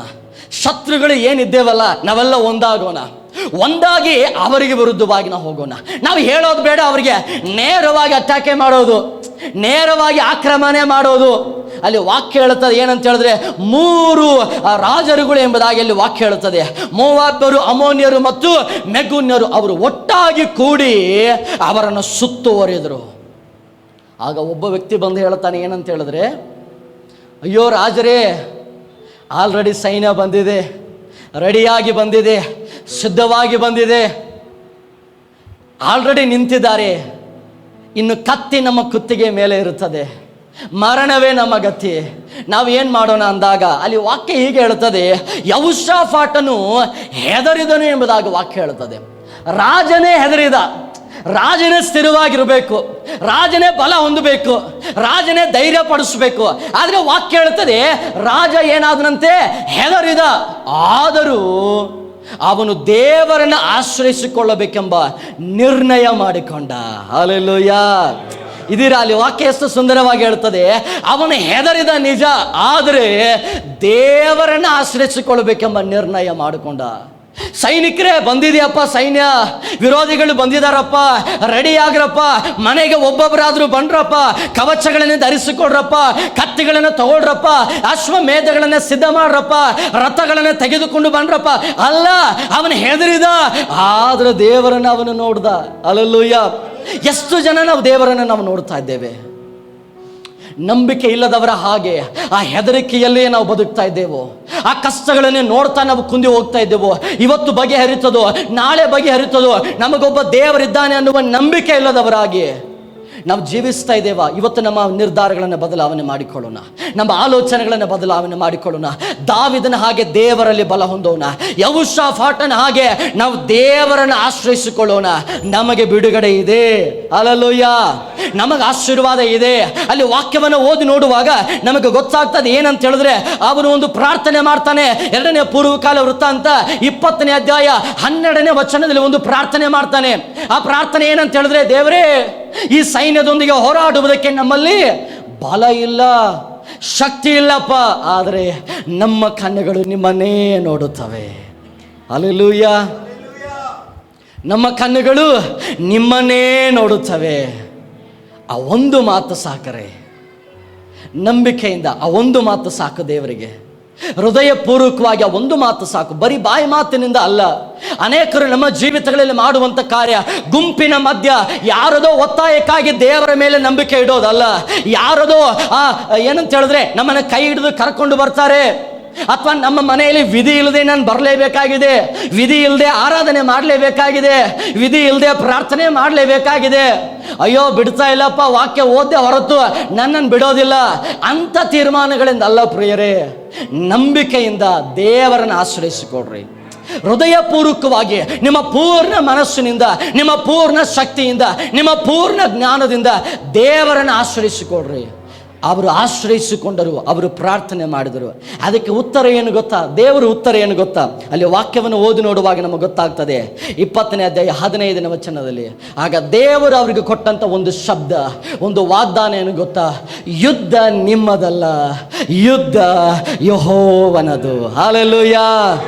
ಯುದ್ಧ ನಿಮ್ಮದಲ್ಲ, ಸಂಕಟಗಳು ನಿಮ್ಮದಲ್ರಿ, ಆ ಹೋರಾಟಗಳು ನಿಮ್ಮದಲ್ಲ, ಅದರಲ್ಲಿ ಗೆಲ್ಲಬೇಕಾಗಿರುವುದು ನೀವಲ್ಲ, ಗೆಲ್ಲಿಸುವಾತನು ನಿಮ್ಮ ಪಕ್ಷದಲ್ಲಿ ಇದ್ದಾನೆ. ಈ ಲೋಕದಲ್ಲಿರುವ ಶಕ್ತಿಗಳಿಗಿಂತ, ಈ ಲೋಕದಲ್ಲಿರುವ ಈ ಕಟ್ಟಗಳಿಗಿಂತ, ಈ ಲೋಕದಲ್ಲಿರುವಂತ ಎಲ್ಲ ಬಲಹೀನತೆಗಳಿಗಿಂತ ನಮ್ಮೊಳಗಿರುವ ಆತನು ದೊಡ್ಡವನಾಗಿದ್ದಾನೆ. ಲೋಕದ ಯುದ್ಧ ನಮ್ಮದಲ್ಲ, ಲೋಕದಲ್ಲಿ ಗೆಲ್ಲಬೇಕಾಗಿರುವ ಕಾರ್ಯ ನಮ್ಮದಲ್ಲ, ಗೆಲ್ಲಿಸುವಾತನು ನಮ್ಮ ಪಕ್ಷದಲ್ಲಿದ್ದಾನೆ. ಹಲ್ಲೆಲೂಯ. ಗೆಲ್ಲಿಸುವಾತನಿದ್ದಾನೆ. ಆ ನಂಬಿಕೆಯಿಂದ ನಾವಿರೋಣ. ಇದನ್ನು ದೇವರ ಆತ್ಮನ ನಮ್ಮನ್ನು ಎಚ್ಚರಿಸುವಂಥದ್ದೇನು ಗೊತ್ತಾ? ಬಲವನ್ನು ಹೊಂದ್ರಿ, ಕಲೀರಿ, ಅದನ್ನು ಬಲವನ್ನು ಹೊಂದುವುದನ್ನು ಕಲೀರಿ. ಎಲ್ಲ ಸಮಯಗಳಲ್ಲಿ ಮನುಷ್ಯರ ಮುಖವನ್ನೇ ನೋಡಬೇಡ್ರಿ. ಎಲ್ಲ ಸಮಯಗಳಲ್ಲಿ ನಮಗಿರುವ ಕೆಲಸಗಳನ್ನೇ ನೋಡಬೇಡ್ರಿ. ಯಾವುದು ಆಧಾರ ಅಲ್ಲ, ಯಾವುದು ಸ್ಥಿರ ಅಲ್ಲ. ಮರಣ ಬಂದಾಗಿ ಆದರೂ ನಾವು ಒಂಟಿ ಆಗ್ತೇವ್ರಿ. ಹಲ್ಲೆಲೂಯ. ಒಂದು ದಿನ ಇದ್ದೇ ಮನುಷ್ಯನ ಜೀವಿತದಲ್ಲಿ ಒಂಟಿ ಆಗುವಂಥದ್ದು. ಅವನು ಬದುಕುವ ದಿನಗಳಲ್ಲಿ ಕುಟುಂಬ ಒಂದು ವೇಳೆ ಅವನನ್ನು ತೊರೆದು ಒಂಟಿ ಆಗ್ಬೋದು, ಇರುವ ಪರಿಸ್ಥಿತಿಗಳು ಕೆಲಸಗಳು ಕೈ ಬಿಟ್ಟು ಅವನು ಒಂಟಿ ಆಗ್ಬೋದು, ಇರುವ ಆರ್ಥಿಕತೆ ಎಲ್ಲ ಕಡಿಮೆಯಾಗಿ ಒಂಟಿ ಆಗ್ಬೋದು, ಸಹಾಯ ಮಾಡುವ ಕೈಗಳು ನಿಂತು ಒಂಟಿ ಆಗಬಹುದು. ಆದರೆ ನಿಲ್ಲದಿರುವ ಒಂದು ಹಸ್ತ ಇದೆ, ನಿನ್ನನ್ನು ತೊರೆಯದಿರುವ ಒಂದು ಹಸ್ತ ಇದೆ. ನೀನು ಮರೆತು ನಿದ್ದೆ ಮಾಡಿದರು, ನಿದ್ದೆ ಮಾಡದೆ ತೂಕಡಿಸದೆ ನಿದ್ರಿಸದೆ ನಿನ್ನನ್ನು ಕಾಯುವಂತ ಒಂದು ಕಣ್ಣುಗಳಿದೆ. ಹಲ್ಲೆಲೂಯ. ನೀನು ಆತನನ್ನು ಮರೆತಿರಬಹುದು, ಮರೆಯದೆ ಸದಾ ನಿನ್ನ ಸಂಗಡ ಇರುವ ಒಬ್ಬ ದೇವರಿದ್ದಾರೆ. ಯಾವಾಗಲೂ ಆತನನ್ನು ನೋಡ್ರಿ, ಯಾವಾಗಲೂ ಆತನನ್ನು ಬಯಸ್ರಿ. ಪರಿಸ್ಥಿತಿಗಳು ಏನೇ ಆಗಿರಲಿ ಬಲಹೀನರಾಗಬೇಡ್ರಿ, ಸೋತೋಗಬೇಡ್ರಿ. ಕ್ರೈಸ್ತಿಯ ಜೀವಿತ ಬಲಹೀನವಾದ ಜೀವಿತ ಅಲ್ಲ. ಶಿಷ್ಯರು ಯೇಸು ಸ್ವಾಮಿ ತೀರೋದ್ರಲ್ಲ, ಸತ್ತು ಹೋದ್ರಲ್ಲ, ಮುಗೀತು, ಇನ್ನು ಬಾಗಿಲ ಇಕ್ಕೊಳ್ರಿ, ಗಟ್ಟಿಯಾಗಿ ಹಾಕ್ರಿ ಬಾಗಿಲುಗಳನ್ನು. ಯಾರು ಬಂದು ಹೊಡಿತಾರೋ ಗೊತ್ತಿಲ್ಲ, ಉದ್ಯೋಗ ಅಂತೂ ಹೋಯ್ತು, ಯೇಸು ಹೋದ್ರು, ಮುಗೀತು ಎಲ್ಲ ಅನ್ನುವ ಮಧ್ಯದಲ್ಲಿಯೂ ಕ್ರೈಸ್ತಿಯ ಜೀವಿತ ಮುಗಿಯೋದಿಲ್ರಿ. ಹಲ್ಲೆಲೂಯ. ಕ್ರೈಸ್ತರ ಜೀವಿತಕ್ಕೆ ಕೊನೆ ಅನ್ನೋದಿಲ್ಲ. ಅದು ಕೊನೆ ಅಂತೇಳಿ ಏನಾದರೂ ಇದ್ದರೆ ಹಲ್ಲೆಲೂಯ, ಮರಣಕ್ಕೆ ಈ ಲೋಕದ ಮರಣಕ್ಕೆ ನಾವು ಕೊನೆಯಾಗ್ಬೋದು, ಆದರೆ ದೇವರೊಂದಿಗೆ ನಿರಂತರವಾಗಿ ನಾವು ಇರುತ್ತೇವೆ. ಹಲ್ಲೆಲೂಯ. ನಿರಂತರವಾಗಿ ನಾವು ಇದ್ದೇ ಇರುತ್ತೇವೆ. ಅವರು ಗಟ್ಟಿಯಾಗಿ ಬಾಗಿಲನ್ನು ಹಾಕಿಕೊಂಡಾಗ ಆ 3ನೆಯ ದಿನದಲ್ಲಿ ಯೇಸು ಅವರ ಮಧ್ಯದಲ್ಲಿ ಇಳಿದು ಬಂದು ಹೇಳ್ತಾರೆ, ಭಯ ಪಡಬೇಡ್ರಿ, ನಿಮಗೆ ಸಮಾಧಾನವಾಗಲಿ. ಹಲ್ಲೆಲೂಯ. ಒಂಟಿ ನಾವಲ್ಲ, ನಾವು ಯಾರು ಏಕಾಂಗಿಗಳಲ್ಲ. ಒಂದು ಶಾರೀರಿಕವಾದ ದೇಹ ನಮ್ಮ ಸಂಗಡ ಇಲ್ಲದೆ ಇರಬಹುದು, ಒಂದು ಆತ್ಮ ನಮ್ಮ ಸಂಗಡ ಇದೆ, ಒಂದು ಶಬ್ದ ನಮ್ಮ ಸಂಗಡ ಇದೆ. ಕಾಣದಿರುವ ಕಾರ್ಯ ಮಾಡುವ ಒಬ್ಬ ದೇವರು ನಮ್ಮ ಜೊತೆಯಲ್ಲಿ ಇದ್ದಾರೆ. ಹಲ್ಲೆಲೂಯ. ನಾವು ನಂಬೋಣ, ನಂಬಿಕೆ ಉಳ್ಳವರಾಗಿ ನಾವು ನಿಲ್ಲೋದಾದರೆ ಖಂಡಿತವಾಗಿ ದೇವರು ನಮ್ಮನ್ನು ಬಲಪಡಿಸುವವನಾಗಿದ್ದಾರೆ. ದಾವೀದನ ಹಾಗೆ ನಮ್ಮನ್ನು ಬಲಪಡಿಸಿ ಕಳೆದುಕೊಂಡದಕ್ಕೆ ಪ್ರತಿಯಾಗಿ 2 ನಮಗೆ ದಯಪಾಲಿಸುತ್ತಾರೆ. ಈ ಯೆಹೋಷಾಫಾಟನ ಜೀವಿತದಲ್ಲಿ ಏನಾಯ್ತು ಅಂತ ಹೇಳಿದ್ರೆ, ದೇವರವರಿಗೆ ವಾಗ್ದಾನ ಕೊಟ್ಟರಲ್ಲ, ಯುದ್ಧ ನಿಮ್ಮದಲ್ಲ ಯೆಹೋವನದು. ವಾಕ್ಯ ಹೇಳ್ತದೆ, ಆಯ್ತು ಪ್ರಾರ್ಥನೆ ಮಾಡೋಣ, ಆರಾಧನೆ ಮಾಡೋಣ, ಹೋಗೋಣ ಯುದ್ಧಕ್ಕೆ ಅಂತೇಳಿ ಹೋಗ್ತಾ ಇದ್ದಾರೆ. ನಿಮಗೆ ಗೊತ್ತಾ, ಯುದ್ಧ ಮಾಡ್ದೇನೆ ಗೆದ್ದು ಬಂದ್ರು ಇವರು. ಹಲ್ಲೆಲೂಯ. ಕತ್ತಿ ಬೀಸದೇನೆ ಗೆದ್ದು ಬಂದ್ರು. ವಾಕ್ಯ ಹೇಳ್ತದೆ, 3 ದಿನ ಶತ್ರುಗಳ ಎಲ್ಲ ಆಶೀರ್ವಾದಗಳನ್ನು ಕೂಡಿಸಿಕೊಂಡ್ರಂತ. ಹಲ್ಲೆಲೂಯ. ಯಾವ ಶತ್ರುವು ನಮ್ಮಿಂದ ಕಿತ್ತುಕೊಂಡಿದ್ದಾನೋ, ಯಾವ ಲೋಕ ನಮ್ಮಿಂದ ಕಿತ್ತುಕೊಂಡಿದೆಯೋ, ದೇವರಿಂದ ಬಲ ಹೊಂದಿಕೊಂಡು ಒಂದು ಸಾರಿ ನಿಲ್ಲರಿ. ಕಳೆದುಕೊಂಡದ್ದನ್ನು ದೇವರು ನಿಮಗೆ ಕೂಡಿಸುವುದಕ್ಕೂ ಸಮಯವಿರೋದಿಲ್ಲ. ಆ ರೀತಿಯಾಗಿ ಆತನ ಆಶೀರ್ವಾದ ಮಾಡಲಿಕ್ಕೆ ಶಕ್ತನಾದ ದೇವರು ನನ್ನ ದೇವರು. ಎಷ್ಟು ಚೆನ್ನಾಗಿ ವಾಕ್ಯ ಹೇಳ್ತದೆ ಗೊತ್ತಾ. ಹೋಗುವಷ್ಟರಲ್ಲಿ ಯುದ್ಧ ಮುಗಿದಿದೆ. ಹೆಂಗೆ ಮುಗಿತಪ್ಪ ಯುದ್ಧ? ಕೂಡಿ ಬಂದಿದ್ರಲ್ಲ, ವಿರೋಧವಾಗಿ ಬಂದಿದ್ರಲ್ಲ, ಒಟ್ಟಾಗಿ ಬಂದಿದ್ರಲ್ಲ, ಅವರ ಮಧ್ಯೆಯೇ ಜಗಳ, ಅವರ ಮಧ್ಯೆಯೇ ಯುದ್ಧ, ಎಲ್ಲರೂ ಸತ್ತು ಹೋದರು. ಯುದ್ಧ ಮುಗಿದಿದೆ. ಇವರಿಗಿರುವಂಥ ಕೆಲಸ ಏನಾಗಾದ್ರೆ ಆಶೀರ್ವಾದಗಳನ್ನು ಕೂಡಿಸಿಕೊಡ್ರಿ. ಹಲ್ಲೆಲೂಯ. ಶತ್ರುಗಳ ಬೆಳ್ಳಿ ಬಂಗಾರಗಳನ್ನು ಕೂಡಿಸಿಕೊಡ್ರಿ, ಅವರನ್ನು ಸೂರೆ ಮಾಡ್ರಿ. ಹಲ್ಲೆಲೂಯ. ಅವಾಗಿರುವುದನ್ನೆಲ್ಲವನ್ನ ಇವರು ತೆಗೆದುಕೊಂಡು ತಮ್ಮ ರಾಜ್ಯಕ್ಕೆ ಬಂದು ಸಾಕ್ಷಿಗಳಾಗಿ ಇವರು ಬದುಕಿದರು. ಹಲ್ಲೆಲೂಯ. ಹಲ್ಲೆಲೂಯ. ದೇವರ ಮಕ್ಕಳೇ ಬಲ ಹೊಂದ್ರಿ. ಮುಂಜಾನೆ ವೇಳೆಯಲ್ಲಿ ದೇವರ ಆತ್ಮನ ಮಾತನಾಡುವಂಥ ಒಂದೇ ಒಂದು ವಿಷಯ, ದೇವರಲ್ಲಿ ಬಲ ಹೊಂದ್ರಿ. ರೋಗದ ಮಧ್ಯೆ ಬಲಹೀನರಾಗಬೇಡ್ರಿ, ದೇವರಲ್ಲಿ ನೀವು ಬಲವನ್ನು ಹೊಂದ್ರಿ. ಸಾಲಗಳ ಮಧ್ಯೆ ಬಲಹೀನರಾಗಬೇಡ್ರಿ, ದೇವರಲ್ಲಿ ಬಲ ಹೊಂದಬೇಡ್ರಿ. ಎಷ್ಟೋ ವಿರೋಧಗಳಿದ್ದಾವೆ ನಿಜ, ನಮ್ಮನ್ನು ನಿಂದಿಸ್ತಾ ಇದ್ದಾರೆ ನಿಜ. ನಾವು ಏನೋ ಒಂದು ಒಳ್ಳೆಯ ಕಾರ್ಯವನ್ನು ಮಾಡಲಿಕ್ಕಾಗಿ ಹೋಗ್ತಾ ಇದ್ದೇವೆ, ದೇವರಿಗಾಗಿ ಏನೋ ಒಂದು ಒಳ್ಳೆಯ ಕಾರ್ಯವನ್ನು ಮಾಡಲಿಕ್ಕಾಗಿ ಹೋಗ್ತಾ ಇದ್ದೇವೆ, ಎಲ್ಲ ತಡೆಗಳಾಗ್ತಾ ಇದೆ ನಿಜ. ದೇವರಲ್ಲಿ ಬಲ ಹೊಂದ್ರಿ. ಕೊಂಚ ಕಾಲ ಆ ಸಮಸ್ಯೆ, ಕೊಂಚ ಕಾಲ ಆ ಹೋರಾಟ, ಆದರೆ ನಮ್ಮ ಜೊತೆ ಇರುವ ದೇವರು ಅವೆಲ್ಲವುಗಳಿಂದ ಬಿಡಿಸಲು ಶಕ್ತನಾಗಿದ್ದಾನೆ. ನಾವು ನಂಬೋಣ, ನಂಬಿ ಬಲವನ್ನು ಹೊಂದಿ ನಿಲ್ಲೋಣ, ಪ್ರಾರ್ಥನೆ ಮಾಡುವವರಾಗೋಣ. ಬಿಡದೆ ಪ್ರಾರ್ಥನೆ ಮಾಡುವವರಾಗಿ, ಬಿಡದೆ ವಾಕ್ಯ ಓದುವವರಾಗಿ, ಬಿಡದೆ ಆರಾಧನೆ ಮಾಡುವವರಾಗಿ, ಎಲ್ಲ ತಡೆಗಳ ಮಧ್ಯದಲ್ಲಿ ದೇವರನ್ನು ನಾವು ನೋಡೋಣ. ತಡೆಗಳನ್ನು ನೀಗಿಸುವ ದೇವರು ಆತನಾಗಿದ್ದಾನೆ. ಹಲ್ಲೆಲೂಯ. ಯೋಬನ ಕುರಿತಾಗಿ ನಮ್ಮೆಲ್ಲರಿಗೂ ಗೊತ್ತಿದೆ. ಯೋಬ ಒಂದು ಸುಂದರವಾದ ಮಾತನ್ನು ಹೇಳ್ತಾನೆ. ನನಗಿಷ್ಟವಾದಂಥ ಒಂದು ಮಾತು, ಯೋಬನ ಗ್ರಂಥ 19ನೇ ಅಧ್ಯಾಯ 25ನೇ ವಚನ. ಯೋಬ 19ನೇ ಅಧ್ಯಾಯ 25ನೇ ವಚನವನ್ನು ಯಾರಾದರೂ ಒಬ್ಬರು ಗಟ್ಟಿಯಾಗಿ ಓದಬಹುದಾ? ಯೋಬನ ಗ್ರಂಥ 19ನೇ ಅಧ್ಯಾಯ ಅದರ 25ನೇ ವಚನ. ಗಮನಿಸ್ರಿ. ಯೋಬ ಏನಂತ ಹೇಳಿದ್ರೆ, ಈಗ ಪರಿಸ್ಥಿತಿಗಳು ಯೋಬನಿಗೆ ಭಯಂಕರವಾಗಿ ವಿರೋಧವಾಗಿದೆ. ಈ ಸ್ನೇಹಿತರಿದ್ದಾರಲ್ಲ, ಬಲಪಡಿಸೋದಕ್ಕಾಗಿ ಬಂದರು ಅಂತಂದ್ರೆ, ಬಲಪಡಿಸೋದಕ್ಕಾಗಿ ಇವರು ಬರಲಿಲ್ಲ. ಅಯ್ಯೋ ಯೋಬ ಏನೋ ತಪ್ಪು ಮಾಡಿದೆಯೋ ನೀನು, ಹಂಗಿಲ್ದೆ ನಿನಗೆ ಇಂಥ ಗತಿ ಬರೋದಿಲ್ಲ, ಹಂಗಿಲ್ದೆ ಇಂಥ ಶಾಪ ನಿನಗೆ ಬರೋದಿಲ್ಲ, ಆಸ್ತಿ ಹಿಂಗೆ ಹೋಗುತ್ತೇನೋ, ಏನೋ ತಪ್ಪು ಮಾಡಿದೀಯಾ, ಪಾಪ ಮಾಡಿದೀಯಾ, ಅರಿಕೆ ಮಾಡೋ ದೇವರ ಮುಂದೆ. ಮಕ್ಕಳು ಒಂದೇ ಸಾರಿ ಸಾಯ್ತಾರೇನೋ, ಆ ಅರಿಕೆ ಮಾಡು, ಹಲ್ಲೆಲೂಯಾ. ಆದರೆ ಯೋಬನ ನಂಬಿಕೆ ಏನು ಗೊತ್ತಾ? ವಾಕ್ಯವನ್ನು ಓದೋಣ. ನಾನಾದರೂ ನಾನಂತೂ ನನ್ನ ವಿಮೋಚಕನು ಜೀವ ಸ್ವರೂಪನೆಂದು ಬಲ್ಲೆನು. ಹಲ್ಲೆಲೂಯಾ. ನನ್ನ ವಿಮೋಚಕನು ಜೀವ ಸ್ವರೂಪನೆಂದು ಬಲ್ಲೆನು. ಆತನು ಕಡೆಗೆ ಧೂಳಿನ ಮೇಲೆ ಸಾಕ್ಷಿಯಾಗಿ ನಿಂತುಕೊಳ್ಳುವನು. ನನ್ನ ಚರ್ಮವು ಹೀಗೆ ಬಿರಿದು ಹಾಳಾಗದ. ಯೋಬನ ನಂಬಿಕೆ ಏನು ಗೊತ್ತಾ? ನನ್ನ ಚರ್ಮವು ಬಿರಿದು ಹೀಗೆ ಹಾಳಾದ ಬಳಿಕ ನಿರ್ದೇಹನಾಗಿ ನಾನು ದೇವರನ್ನು ನೋಡ್ತೇನೆ. ಹಲ್ಲೆಲೂಯಾ. ಈ ಮಾತನ್ನು ನಾವು ಹೇಳಲಿಕ್ಕೆ ಸಾಧ್ಯನಾ? ಯೋಬನ ಕಣ್ಣು ಮುಂದೆ ಒಂದು ಭಯಂಕರವಾದ ಕೆಟ್ಟದನ್ನು ಯೋಬನ ಜೀವಿತದಲ್ಲಿ. ಸುಂದರವಾಗಿ ನಿದ್ದೆ ಮಾಡ್ದ, ಮುಂಜಾನೆ ವೇಳೆಯಲ್ಲಿ ಎದ್ದು ದೇವರಿಗೆ ಸ್ತೋತ್ರ ಮಾಡಿ ಹೊರಗಡೆ ಬರೋಷ್ಟರಲ್ಲಿ ಒಬ್ಬ ಆಳು ಓಡೋಡಿ ಬಂದು ಹೇಳ್ತಾನೆ, ಅಯ್ಯೋ ಎಲ್ಲ ಮುಗಿತು ಯೋಬ, ನಿನ್ನ ಕುರಿಗಳು ನಿನ್ನ ಒಂಟೆಗಳು ನಿನಗಿರುವಂಥ ಎಲ್ಲ ಆಸ್ತಿ ಎಲ್ಲವನ್ನ ಹೊಡ್ಕೊಂಡು ಹೋದ್ರು, ಆಳುಗಳೆಲ್ಲ ನಾಶ ಆದರು. ಇವನಿನ್ನೂ ಹೇಳ್ತಾ ಇರಬೇಕಾದ್ರೆ ಇನ್ನೊಬ್ಬನು ಬಂದು ಹೇಳ್ತಾನೆ, ಅಯ್ಯೋ ಯೋಬನೇ, ನಿನ್ನ ಮಕ್ಕಳು ಮಾಳಿಗೆಯ ಬಿದ್ದು ಹೋಗಿ ಎಲ್ಲರೂ ಸತ್ತು ಹೋದ್ರು. ಹಲ್ಲೆಲೂಯಾ. ಅವನ ಜೊತೆ ಇದ್ದ ಹೆಂಡತಿ ಹೇಳ್ತಾಳೆ, ಅವನ ಕೈಯನ್ನ ಬಿಟ್ಟಳು, ಅವನನ್ನ ತೆಗೆಳಿದಳು, ಸ್ನೇಹಿತರು ಬಂದು ಅವನನ್ನು ನಿಂದಿಸಿದ್ರು. ಆದ್ರೆ ಯೋಬನು ಹೇಳುವಂಥದ್ದು ಒಂದೇ, ನನ್ನ ದೇವರು ಜೀವ ಸ್ವರೂಪನು. ಹಲ್ಲೆಲೂಯಾ. ನೀವು ನರ ಮನುಷ್ಯರಪ್ಪ, ನೀವು ನರ ಮನುಷ್ಯರು, ಉಸಿರು ನಿಲ್ಲಲು ನೀವು ಮನೆಗೆ ನೀವು ಹೋಗುವವರು.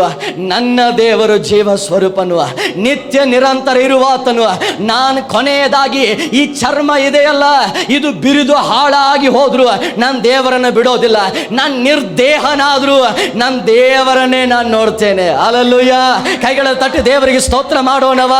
ನಮ್ಮ ಜೀವಿತದಲ್ಲಿ ಬಂದಿರುವಂತ ಅಂತ ಕ್ರೂರವಾದ, ಅಂತ ಭಯಂಕರವಾದ ಸಂಗತಿಗಳಲ್ಲಿಯೂ ದೇವರನ್ನು ನೋಡುವವರಾಗಿರ್ರಿ. ಹಲ್ಲೆಲೂಯಾ. ಅವನ ದೇವರನ್ನು ನೋಡಿದಾಗ ಎಷ್ಟು ಸಂತೋಷ ದೇವರಿಗೆ ಗೊತ್ತಾ, ಎಷ್ಟು ಉಲ್ಲಾಸ ದೇವರಿಗೆ ಗೊತ್ತಾ. ಅಯ್ಯೋ, ನನ್ನ ಮಗನಾದ ಯೋಬ ತನ್ನ ಸಂಕಟದ ದಿನಗಳಲ್ಲಿಯೂ ನನ್ನನ್ನು ಮರೆಯಲಿಲ್ಲ, ನನ್ನನ್ನು ಬಿಟ್ಟು ಕೊಡಲಿಲ್ಲ. ಅದಕ್ಕಾಗಿ ಆತನಿಗೆ ಮಾಡಿದ ಆಶೀರ್ವಾದ ಏನ್ರಿ? ಅವನು ಎಷ್ಟು ಶ್ರೀಮಂತನಾಗಿದ್ದನೋ 40ನೇ ಅಧ್ಯಾಯಕ್ಕೆ ಬಂದಾಗ ಅವನನ್ನು ಹಿಡಿಯುವವರು ಯಾರಿಲ್ಲ. ನಿಮಗೆ ಗೊತ್ತಾ, ಯೋಬನು ಕೂಡ ಯಾಕೋಬನ ಕಾಲದಲ್ಲಿದ್ದವನು. ಯೋಬ ಅಬ್ರಾಮ್ ಇಸಾಕ್ ಯಾಕೋಬನ ಕಾಲದಲ್ಲಿದ್ದವನು. ಆಗಿನ ಕಾಲದಲ್ಲಿ ಅಬ್ರಾಮ್ ಇಸಾಕ್ ಯಾಕೋಬ ಭಯಂಕರ ಶ್ರೀಮಂತರು. ಆದರೆ ವಾಕ್ಯ ಹೇಳುತ್ತದೆ ಅವರಿಗಿಂತಲೂ ಒಂದು ಹೆಜ್ಜೆ ಮುಂದೆ ಯೋಬ. ಹಲ್ಲೆಲೂಯಾ. ಕಾರಣ ಏನಂತ ಹೇಳಿದ್ರೆ, ಅವನು ತನ್ನ ಎಲ್ಲ ಪರಿಸ್ಥಿತಿಗಳಲ್ಲಿ ದೇವರನ್ನು ನೋಡ್ದ, ದೂಷಣೆ ಮಾಡಲಿಲ್ಲ. ಎಷ್ಟೋ ಸಾರಿ ದೂಷಣೆ ಮಾಡ್ತೀವಲ್ರಿ ನಾವು. ಎಷ್ಟು ಸೋಲುಗಳು ಸ್ವಾಮಿ ಇದು, ನಾನೇನು ತಪ್ಪು ಮಾಡಿದೆ? ಹಲ್ಲೆಲೂಯಾ. ಬಲವನ್ನು ಹೊಂದ್ರಿ, ದೂಷಣೆಗಳನ್ನು ಬಿಡ್ರಿ, ನಿರಾಶೆಗಳನ್ನು ಮಾಡ್ತಾ ಇರ್ಬೋದು, ಚುಚ್ಚಿ ಮಾತಾಡ್ತಾ ಇರ್ಬೋದು. ಏನೋ ಮಾಡಿದ್ದೀಯಾ ನೀನು, ಕೆಟ್ಟದಾಗಿ ನೀನು ನಡ್ಕೊಂಡಿದ್ದೀಯಾ, ಅದೆಲ್ಲವನ್ನು ತೆಗೆದು ಹಾಕಿ, ಏನಾದರೂ ಸ್ವಾಮಿ ಈ ಗಳಿಗೆಯಲ್ಲಿ ನಾನು ನಿನ್ನನ್ನು ನೋಡ್ತೇನೆ, ಈ ಗಳಿಗೆಯಲ್ಲಿ ನಾನು ನಿನ್ನನ್ನು ಬಯಸ್ತೇನೆ, ನಿನ್ನನ್ನು ನಾನು ದೃಷ್ಟಿಸ್ತೇನೆ. ಒಂದು ವಾಕ್ಯ ಈ ರೀತಿಯಾಗಿ ಹೇಳ್ತದೆ. ಆ ವಾಕ್ಯವನ್ನು ನಾವು ಓದೋಣ.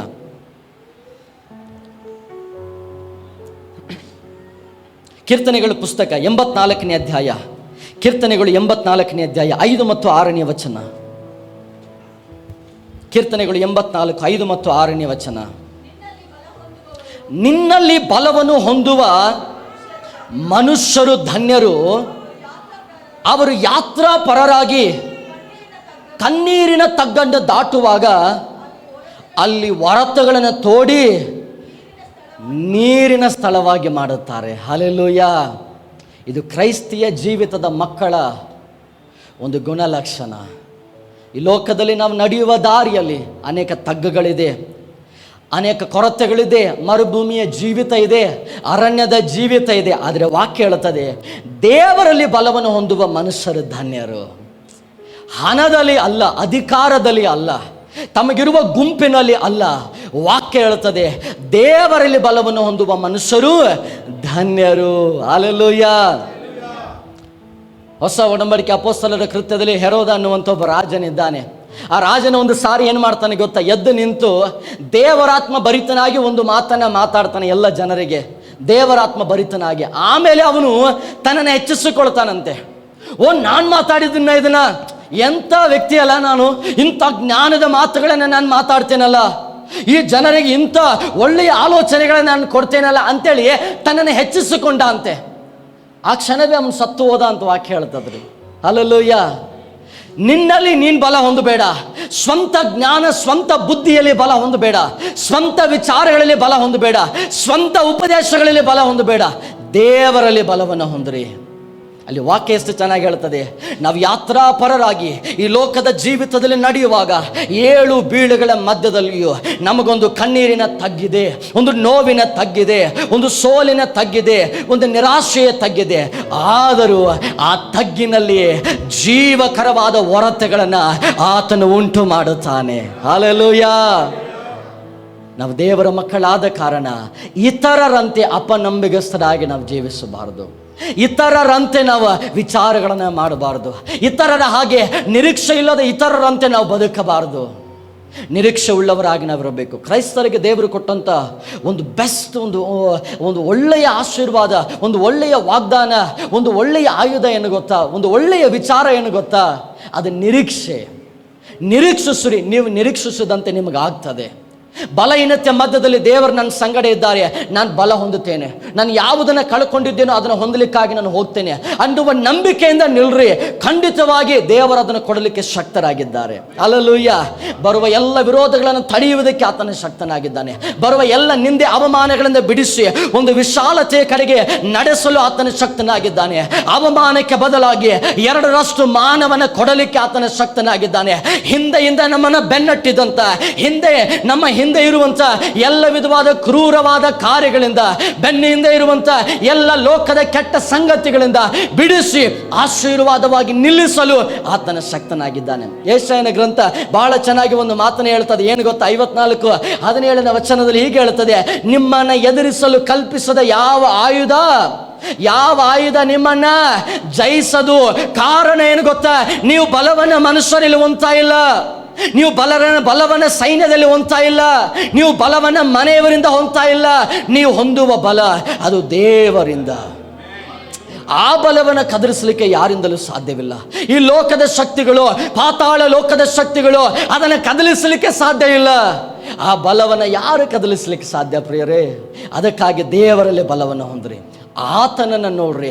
ಆತನಿಗಾಗಿ ಬದುಕುವುದಾದರೆ ಖಂಡಿತವಾಗಿ ಆತನು ತನ್ನ ಅದ್ಭುತವಾದ ಮಹಿಮೆಯ ಅತಿಶಯ ಕಾರ್ಯಗಳನ್ನು ನಮಗೆ ತೋರಿಸಲು, ನಮ್ಮ ಮುಂದೆ ಮಾಡಲು ಆತನ ಶಕ್ತನಾಗಿದ್ದಾನೆ. ನಿರಾಶೆ ಉಳ್ಳವರಾಗಿ ನಾವಿರೋದು ಬೇಡ. Hallelujah, hallelujah. ನಾವೆಲ್ಲರೂ ಎದ್ದು ನಿಂತುಕೊಂಡವರಾಗಿ ನಮ್ಮ ಕಣ್ಣುಗಳನ್ನು ಮುಚ್ಚಿ, ಒಂದು ಒಳ್ಳೆಯ ಸಮಯ. ನಾವು ಸೋತೋಗಿರ್ಬೋದು, ನಾವು ಸೋತೋದ ಗಳಿಗೆಗಳು ಎಷ್ಟೋ ಇರಬಹುದು. ಕಣ್ಣುಗಳನ್ನು ಮುಚ್ಚಿದವರಾಗಿ ನಾವು ದೇವರನ್ನು ನಾವು ನೋಡೋಣ. ಬರೀ ಸುಮ್ಮನೆ ಜನರ ಮಾತಿಗೋ, ಸೇವಕರ ಮಾತಿಗೋ, ಸಭೆಯ ಮಾತಿಗೋ ನಾವು ಒಂದು ವೇಳೆ ಇಲ್ಲಿ ಇರೋದಾದ್ರೆ ಇದನ್ನು ನಮ್ಮ ವಿಚಾರಗಳನ್ನು ಬದಲಾವಣೆ ಮಾಡಿಕೊಳ್ಳೋಣ. ದೇವರನ್ನು ನಾವು ನೋಡೋಣ ಪ್ರಿಯರೇ, ದೇವರನ್ನು ನಾವು ದೃಷ್ಟಿಸೋಣ. ನಾವು ಸೋತವರಾಗಿರಬಹುದು, ನಾವು ಕಳ್ಕೊಂಡವರಾಗಿರಬಹುದು, ಏನು ಇಲ್ಲದವರು ನಾವು ಆಗಿರಬಹುದು. ನಮಗಾಗಿ ಒಬ್ಬ ದೇವರಿದ್ದಾರೆ. ನಮ್ಮ ಕಣ್ಣುಗಳನ್ನು ಮುಚ್ಚಿದವರಾಗಿ ಯಾರು ನಾವು ಆ ಕಡೆ ಈ ಕಡೆ ನೋಡೋದು ಬೇಡ. ಆ ಪರಲೋಕದ ದೇವರನ್ನು ನಾವು ನೋಡೋಣ, ಆ ದೇವರನ್ನು ನಾವು ದೃಷ್ಟಿಸೋಣ. ಆ ತಂದೆಗೆ ನಾವು ಹೇಳೋಣಪ್ಪ, ದಾವೀದನ ಜೀವಿತದಲ್ಲಿ ದೇವರೇ ಭಯಂಕರವಾದ ಇಕ್ಕಟ್ಟು, ದೇವರೇ ಭಯಂಕರವಾದ ಹೋರಾಟ ಸ್ವಾಮಿ. ಮರಣ ಅವನ ಬೆನ್ನ ಹಿಂದೆ ಇದ್ದಾಗ್ಯೂ ಕರ್ತನೇ, ಅವನು ನಿನ್ನನ್ನು ನೋಡಿದ ಹಾಗೆ ನಾನು ನಿನ್ನನ್ನು ನೋಡಬೇಕಪ್ಪ, ನಾನು ನಿನ್ನನ್ನು ದೃಷ್ಟಿಸಬೇಕಪ್ಪ, ನಾನು ನಿನ್ನಲ್ಲಿ ಬಲ ಹೊಂದಬೇಕಪ್ಪ. ಮನುಷ್ಯರಲ್ಲಿ ಬಲ ಹೊಂದಿದ್ದು ಸಾಕು ದೇವರೇ, ಮನುಷ್ಯರಲ್ಲಿ ಬಲ ಹೊಂದಿದ್ದು ಸಾಕು. ನಾವು ದೇವರನ್ನು ನೋಡೋಣ, ಆತನನ್ನು ದೃಷ್ಟಿಸೋಣ. ಒಂದು ಸೈನ್ಯ, ಲೋಕದ ವಿರೋಧಗಳು, ಲೋಕದ ಕಷ್ಟಗಳು, ಸಂಕಟಗಳು ಎದುರಾಗಿ ಒಂದೇ ದಿನದಲ್ಲಿ ಬಂದಾಗ್ಯೂ ಸೇನಾಧೀಶ್ವರನಾದ ದೇವರನ್ನು ನೋಡೋಣ. ಇದನ್ನ ದೇವರಿಗೆ ಹೇಳೋಣಪ್ಪ, ನನ್ನ ಜೀವಿತದ ನಿರುದ್ಯೋಗದಲ್ಲಿ ನಾನು ನಿನ್ನನ್ನು ನೋಡುತ್ತೇನೆ ದೇವರೇ, ನನ್ನ ಕೆಲಸದಲ್ಲಿ ನಾನು ನಿನ್ನನ್ನು ನೋಡುತ್ತೇನಪ್ಪ, ನನ್ನ ಮಕ್ಕಳ ಜೀವಿತದ ನಿಮಿತ್ತ ನಾನು ನಿನ್ನನ್ನು ನೋಡುತ್ತೇನೆ ದೇವರೇ, ನನ್ನ ಸಭೆಯ ನಿಮಿತ್ತ ನಾನು ನಿನ್ನನ್ನು ನೋಡುತ್ತೇನೆ ದೇವರೇ, ನನಗಿರುವ ಎಲ್ಲ ಹೋರಾಟಗಳ ಮಧ್ಯದಲ್ಲಿಯೂ ನಾನು ನಿನ್ನನ್ನೇ ನೋಡುತ್ತೇನೆ ದೇವರೇ. ದೇವರನ್ನು ನೋಡೋಣ ಪ್ರಿಯವಾದವರೇ. ನನಗೆ ನಂಬಿಕೆಯನ್ನು ಹೆಚ್ಚಿಸು, ನನಗೆ ನಿರೀಕ್ಷೆ ಹೆಚ್ಚಿಸು. ದೇವರನ್ನ ಕೇಳೋಣ, ದೇವರೇ ನನಗೆ ಸಹಾಯ ಮಾಡು. ನಾನು ಸೋತೋಗುತ್ತಾ ಇದ್ದೇನಪ್ಪ. ಎಷ್ಟೋ ಸಾರಿ ಒಂಟಿಯಾಗಿ ಇದ್ದಾಗ, ಎಷ್ಟೋ ಸಾರಿ ಒಬ್ಬಂಟಿಗನಾಗಿದ್ದಾಗ ಸೋತೋಗಿದ್ದೇನಪ್ಪ. ಪ್ರಾರ್ಥನೆ ಮಾಡದೆ, ವಾಕ್ಯ ಓದದೆ ಸೋತೋಗಿದ್ದೇನಪ್ಪ. ನಿನ್ನ ಮೇಲೆ ನಿರೀಕ್ಷೆ ಇಲ್ಲದವನಾಗಿ ಸೋತೋಗಿದ್ದೇನಪ್ಪ. ನನ್ನನ್ನು ಮನ್ನಿಸು. ದೇವರನ್ನು ನೋಡೋಣ. ಕಣ್ಣೆತ್ತಿ ಆ ದೇವರನ್ನು ನಾವು ನೋಡೋಣಪ್ಪ. ನಾನು ನಿನ್ನನ್ನು ನೋಡುತ್ತೇನೆ. ನಿನ್ ಜೀವ ಸ್ವರೂಪನಾದ ದೇವರಪ್ಪ. ನನಗಿರುವ ಎಲ್ಲ ಅಡೆತಡೆಗಳನ್ನ ನೀನ್ ನೀಗಿಸಲು ಶಕ್ತನಾಗಿದ್ದೆ. ನೀನ್ ನೀಗಿಸಲು ಶಕ್ತನಾಗಿದ್ದೆ. ಕರ್ತನಿಗೆ ಮಹಿಮೆ, ಮಹಿಮೆ, ಮಹಿಮೆ. ಸೇನಾಧೀಶ್ವರನೇ,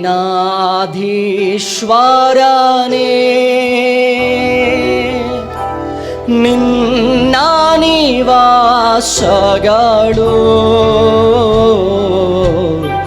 ಎಷ್ಟೊಂದು ರಮ್ಯವಾಗಿದೆ.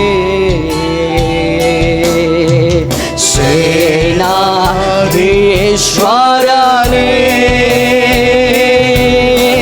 ನಿನ್ನ ನಿವಾಸಗಳು ಎಷ್ಟೊಂದು ರಮ್ಯವಾಗಿದೆ. ನಿನ್ನಲ್ಲಿ ಬಲವನ್ನು ಹೊಂದುವವರು ನಿಜವಾಗಿ ಭಾಗ್ಯವಂತರು.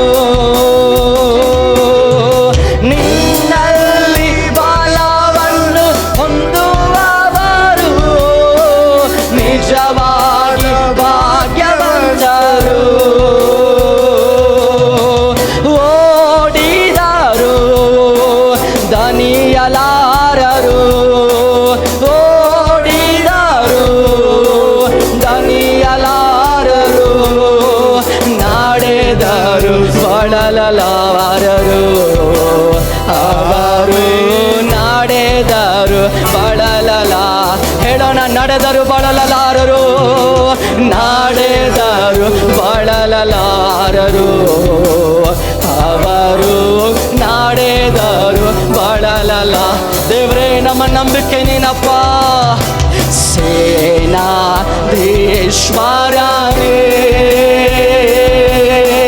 ನಿನ್ನ ನಿವಾಸಗಳು ಎಷ್ಟೊಂದು ರಮ್ಯವಾಗಿದೆ. ಸೇನಾಧೀಶ್ವರನೇ, ನಿನ್ನ ನಿವಾಸಗಳು ಎಷ್ಟೊಂದು ರಮ್ಯವಾಗಿದೆ.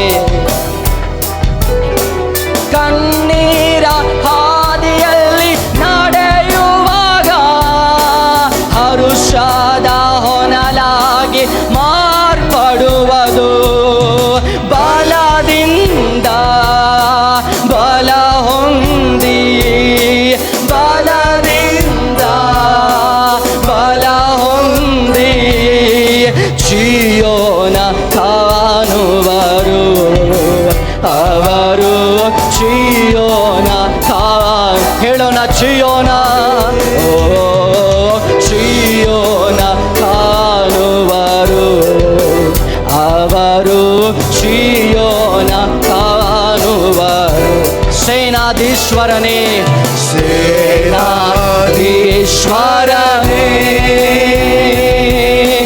ನಿನ್ನ ನಿವಾಸಗಳು ಎಷ್ಟೊಂದು ರಮ್ಯವಾಗಿದೆ. ಸೇನಾಧೀಶ್ವರನೇ, ನಿನ್ನ ನಿವಾಸಗಳು ಎಷ್ಟೊಂದು ರಮ್ಯವಾಗಿದೆ. ಓ, ಎಷ್ಟೊಂದು ರಮ್ಯವಾಗಿದೆ. ನಮ್ಮ ಕೈಗಳನ್ನು ಮೇಲೆತ್ತದವರಾಗಿ ನಾವು ದೇವರನ್ನು ನೋಡೋಣ. ಒಂದು ನಿಮಿಷ ನಮ್ಮ ಹೃದಯವನ್ನು ನಾವು ಬಲಪಡಿಸಿಕೊಳ್ಳೋಣ. ನಮ್ಮನ್ನು ನಾವು ಬಲಪಡಿಸಿಕೊಳ್ಳೋಣ. ಯಾವ ವಿಷಯದಲ್ಲಿ ನಾವು ಬಲಹೀನರಾಗಿದ್ದೇವೆ ದೇವರಿಗೆ ಹೇಳೋಣ. ಅಪ್ಪ, ನಮಗೆ ಬಲ ಕೊಡು ಸ್ವಾಮಿ. ಪವಿತ್ರಾತ್ಮನೆ ನಮಗೆ ಸಹಾಯ ಮಾಡಪ್ಪ. ಸಭೆಯಲ್ಲಿ ಆಸಕ್ತಿ ಇಲ್ಲದವರಾಗಿದ್ದರೆ ದೇವರೇ ಬಲ ಕೊಡಪ್ಪ. ಸೇವೆಯಲ್ಲಿ ಆಸಕ್ತಿ ಇಲ್ಲದವರಾಗಿದ್ದರೆ ಬಲ ಕೊಡಪ್ಪ. ಕೆಲಸದಲ್ಲಿ ಆಸಕ್ತಿ ಇಲ್ಲದವರಾಗಿದ್ದರೆ ಬಲ ಕೊಡಪ್ಪ. ಜೀವಿತದಲ್ಲಿ ಸೋತೋಗಿದ್ದೇವ್ರಿ, ಎಷ್ಟೋ ಕಷ್ಟಗಳನ್ನು ನೋವುಗಳನ್ನು ನೋಡಿ ಕುಂದಿ ಹೋಗಿ ನಾಮಕಷ್ಟವಾಗಿ ನಾವು ಜೀವಿಸ್ತಾ ಇದ್ದೇವೆ. ಕರ್ತನನ್ನ ಕೇಳೋಣಪ್ಪ, ನಮಗೆ ಬಲ ಕೊಡು. ನಿನ್ನಲ್ಲಿ ನಾವು ಬಲ ಹೊಂದಬೇಕಯ್ಯ, ನಿನ್ನಲ್ಲಿ ನಾವು ಬಲ ಹೊಂದಬೇಕು. ದೇವರಲ್ಲಿ ಬಲ ಹೊಂದನ ಪ್ರಿಯರೇ. ಒಂದು ಸುಂದರವಾದ ಚಿಯೋನ್ ನಮ್ಮ ಮುಂದೆ ಇದೆ, ಒಂದು ಸುಂದರವಾದ ಪರದೇಶ ನಮ್ಮ ಮುಂದೆ ಇದೆ, ಒಂದು ಸುಂದರವಾದ ಕಾನಾನ್ ನಮ್ಮ ಮುಂದೆ ಇದೆ. ಅದಕ್ಕಾಗಿ ಇದನ್ನ ದೇವರಿಗೆ ಬಲ ಹೊಂದೋಣ. ಆಶೀರ್ವಾದಗಳನ್ನು ಕಾಣೋದಕ್ಕಾಗಿ ದೇವರಲ್ಲಿ ಬಲ ಹೊಂದೋಣ. ಮನುಷ್ಯರನ್ನ ನಂಬಿದ್ದು ಸಾಕು, ಮನುಷ್ಯರನ್ನ ನೋಡಿದ್ದು ಸಾಕು, ಲೋಕದ ಸಂಗತಿಗಳನ್ನು ನೋಡಿದ್ದು ಸಾಕು, ಎಷ್ಟೋ ವ್ಯರ್ಥವಾದ ಸಹಾಯಗಳನ್ನು ಬಯಸಿದ್ದು ಸಾಕು. ದೇವರಲ್ಲಿ ಬಲ ಹೊಂದೋಣ, ದೇವರನ್ನ ನೋಡೋಣ.